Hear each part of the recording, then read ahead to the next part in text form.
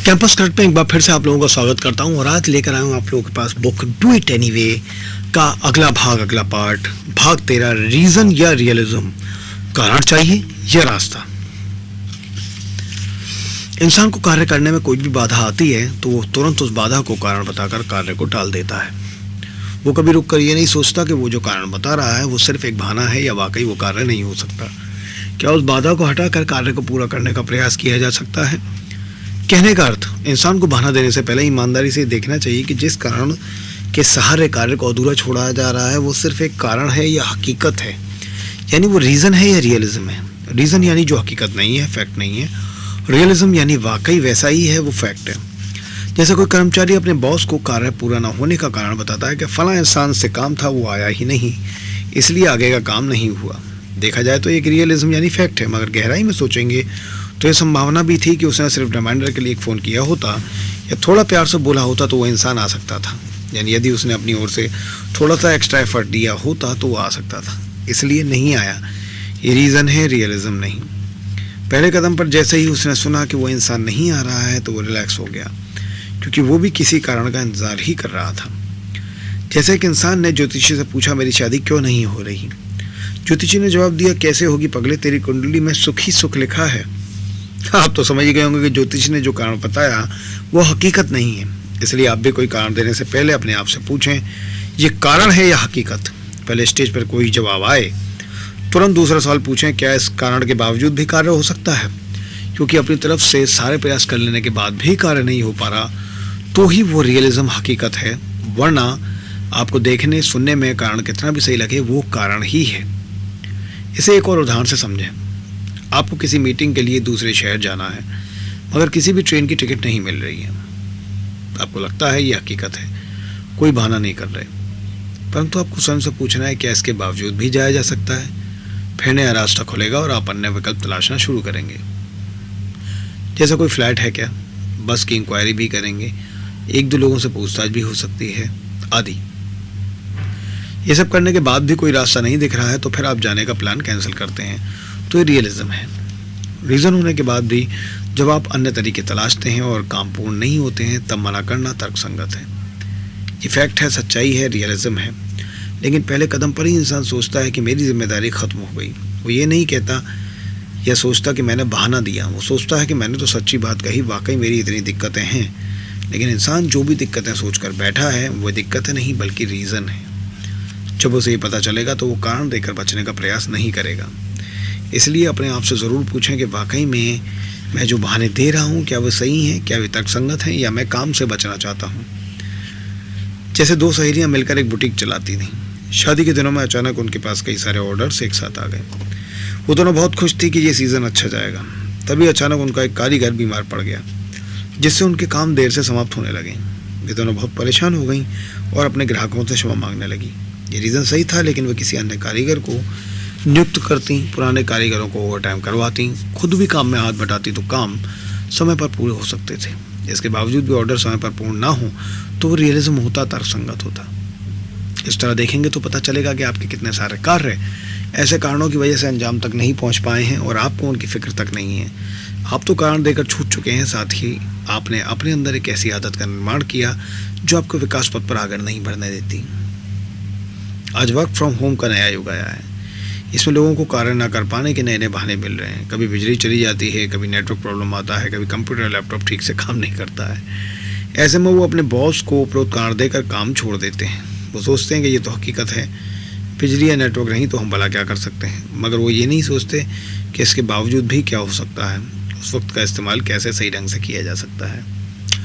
बिजली, नेटवर्क या कंप्यूटर के प्रॉब्लम को सुलझाना आपके हाथ में नहीं है, लेकिन उस वक्त पेपर पेन लेकर उस कार्य के बारे में कुछ सोचकर उसे लिखना, मोबाइल से कुछ जानकारी ढूंढना, ये काम हो सकता है।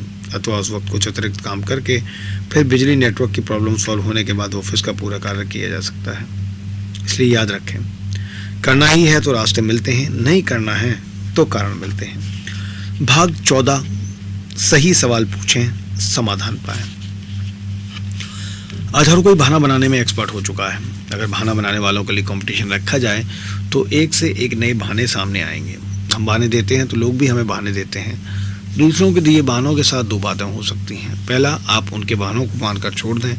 दूसरा, आप बहाने को बहाना समझकर उनके काम टालने के असली कारण तक पहुंच सकते हैं, ताकि उसका समाधान ढूंढकर उसे जड़ से ख़त्म किया जाए। आप कौन सा तरीका अपनाना चाहेंगे? यदि दूसरा, तो उसके लिए आपको एक सिंपल तकनीक का इस्तेमाल करना है। तकनीक क्या है? एक सिंपल सा सवाल है, इसके अलावा भी क्या कोई और कारण है? ये सवाल आप दूसरों से पूछें जब वे कोई बहाना बना रहे हों, और ख़ुद से भी पूछें जब आप बहाना दे रहे हैं। ये सवाल सामने वाले के साथ कैसे इस्तेमाल करना है, पहले ये जानते हैं। आपको कम से कम 2-3 वाले सवाल पूछना है, कि ताकि सामने वाला आपको सही जवाब दे पाए और आप उसे समाधान देकर कार्य करवा पाएँ। कई बार आपने देखा होगा कि सामने वाला बहाना दे रहा है, ये आप समझ पा रहे हैं, पर इसके पीछे के सही कारण को नहीं जानते, इसलिए चुपचाप उस बहाने को मान लेते हैं। लेकिन अब उससे सवाल पूछें, क्या इसके अलावा भी कोई और कारण है? जैसे एक बच्चा रोज़ स्कूल जाने के समय कोई ना कोई बहाने बनाता था। कभी पेट दर्द है, कभी उल्टी आ रही है, पैर बहुत दुख रहे हैं इत्यादि। माँ बाप उसके रोज़ रोज़ के बहानों से तंग आ गए। एक दिन माँ ने प्यार से पूछा, क्या सही में पेट दर्द है या इसके अलावा कोई और कारण है? पहले तो बच्चा इनकार करता रहा। बाद में माँ के बार बार पूछने पर उसने बताया, उसका एक सहपाठी रोज़ उसे मारता है और उसका खाना भी छीन कर खा जाता है। टीचर भी उसे कुछ नहीं कहते। तब माँ बाप को असली कारण समझ में आया और वे स्कूल जाकर उसके प्रिंसिपल से मिलकर आए।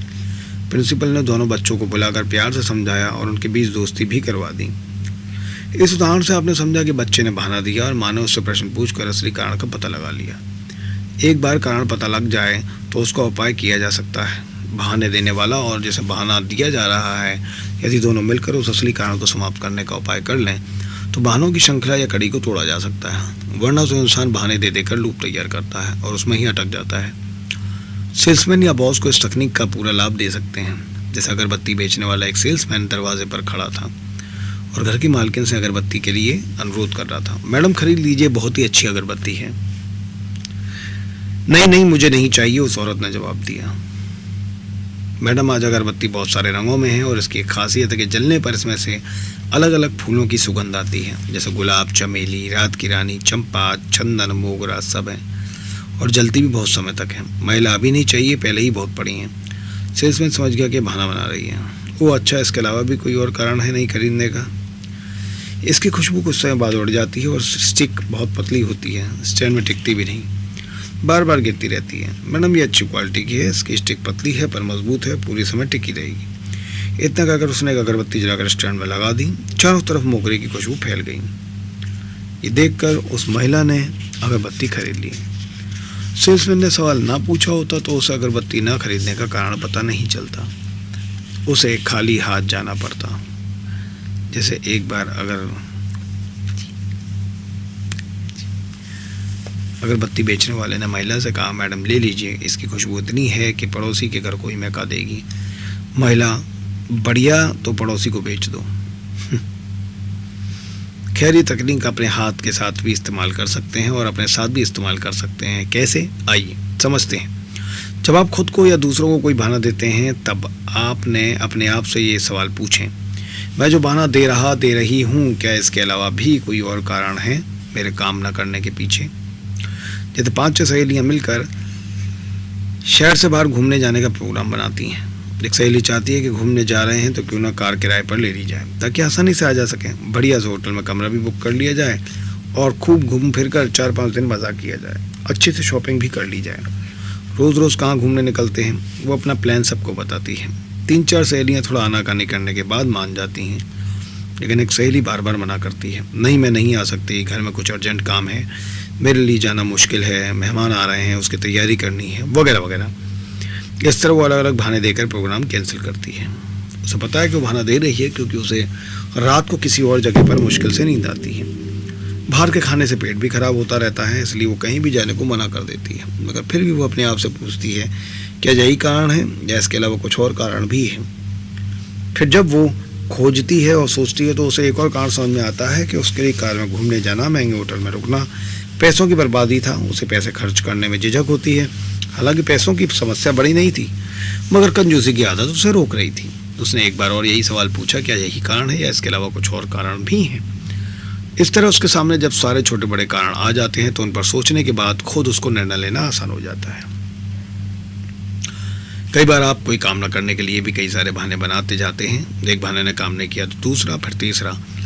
बार बार जब आप बहाना देते हैं तब एक लूप तैयार होता है जिसमें आप लगातार फंसते जाते हैं। जब तक आप लूप पर स्वयं काम नहीं करेंगे तब तक उस लूप में से बाहर आना मुश्किल होगा। लूप का टूटना ज़रूरी है, जिसके लिए आपको ये सवाल पूछना है, इसके अलावा भी कोई और कारण है?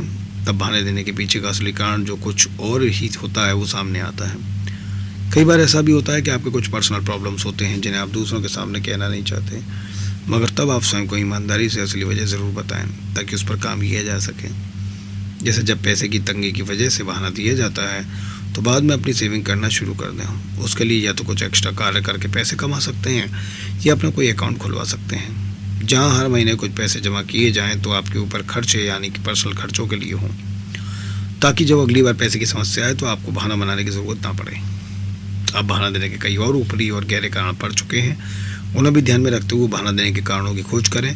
जब भी मन बहाना देने लगे तब उसकी पूछताछ करने के लिए ये प्रश्न पूछें, क्या इसके अलावा भी कोई और कारण है? जब बार बार मन से प्रश्न पूछा जाता है तो सबसे पहले होश जगता है, फिर लूप टूटने लगता है और अगली बार बहाना देते समय आप पूरी कोशिश करते हैं कि बहाना दिए बिना ही काम हो जाए। जब असली कारण पर काम किया जाता है तो बहाना देने की ज़रूरत समाप्त हो जाती है। दोबारा आप लोगों से मुलाकात होगी कल। भाग 15 को लेकर आऊँगा डू इट एनीवे में आपसे मुलाकात होती है कल 90.4 मेगाहर्ट्ज़ पर। Thank you so much.